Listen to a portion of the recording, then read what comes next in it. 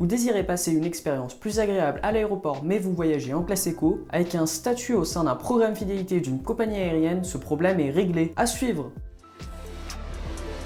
Bonjour à tous, bienvenue à cette nouvelle vidéo. Moi c'est Yestine, fondateur et auteur du blog Aviation Travel World. Sur cette chaîne, je partage toutes les meilleures astuces pour voyager plus souvent, plus confortablement et pour moins cher. Si ces astuces vous intéressent, n'hésitez pas à vous abonner à la chaîne pour être notifié de toutes mes vidéos. Lorsqu'on voyage en classe éco, l'expérience est beaucoup moins agréable que lorsqu'on voyage en classe affaires par exemple. En classe affaires, où l'accès au salon et priorité d'embarquement sont inclus dans le ticket. Grâce à un statut au sein d'un programme fidélité d'une compagnie aérienne et des avantages qui viennent avec, c'est maintenant possible d'avoir la même expérience que quelqu'un qui voyage en classe affaires ou même en first. Qu'est-ce que le statut? Eh bien c'est tout simplement un rang que vous avez au sein d'un programme fidélité d'une compagnie aérienne. Avec un rang plus élevé, la compagnie aérienne vous offrira plus d'avantages. En prenant comme exemple le programme Executive Club de British Airways et Flying Blue de Air France KLM, nous allons voir comment acquérir ces points de statut ainsi que les avantages qui viennent avec. Les 4 statuts principaux du British Airways Executive Club sont les suivants: Blue, Bronze, Silver et Gold. Il existe des statuts plus exclusifs mais ces derniers sont plus difficiles à acquérir.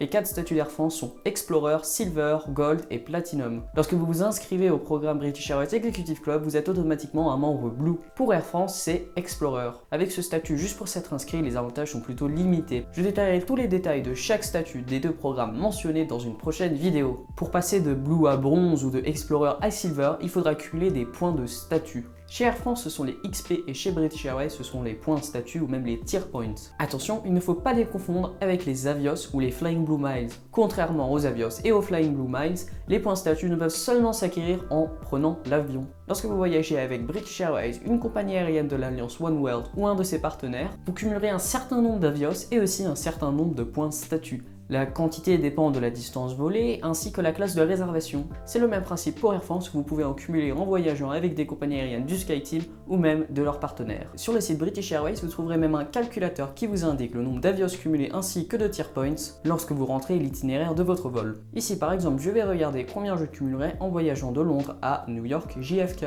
Il faudra aussi indiquer votre statut avec British Airways vu que lorsque vous avez un statut plus élevé, vous cumulerez plus d'avios que quelqu'un qui a seulement le statut Blue. On aperçoit ici que l'on peut cumuler au minimum 20 tier points pour un ticket éco de classe de réservation Q, O ou G. Au maximum, on peut cumuler 210 tier points pour un ticket première classe flexible. Afin de devenir membre bronze où vous bénéficiez d'avantages tels que la priorité d'embarquement parmi d'autres, British Airways exige 300 tier points. Cela peut sembler à premier coup d'œil une somme assez importante. Et oui, si vous ne prenez jamais l'avion, c'est impossible d'acquérir ce statut. Mais si les avantages du statut supérieur sont indispensables, il existe une multitude de façons de cumuler énormément de points pour pas très cher. Notamment avec un tier point run. Qu'est-ce qu'un tier point run? C'est voyager dont le seul but est de cumuler des tier points.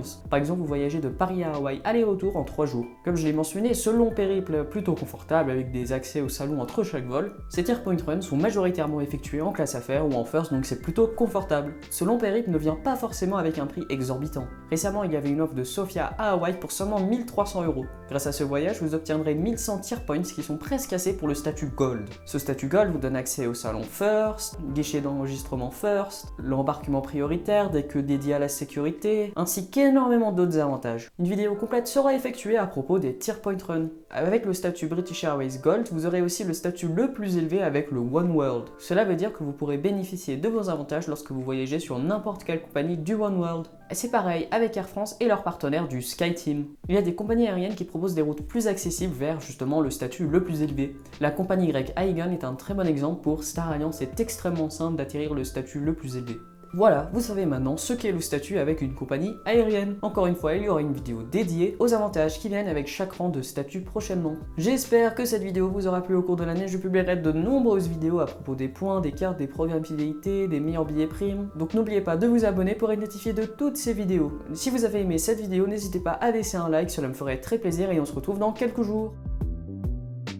Dans cette vidéo, j'exprime mon opinion personnelle et de ce fait, je ne vous oblige en aucun cas de réaliser des décisions financières telles que prendre une carte American Express. Je ne serai pas tenu responsable de vos décisions financières, ni d'un potentiel endettement, ni de quoi que ce soit. Si vous hésitez sur certains aspects financiers, je vous conseillerais d'aller prendre rendez-vous avec un conseiller financier car je n'en suis pas un.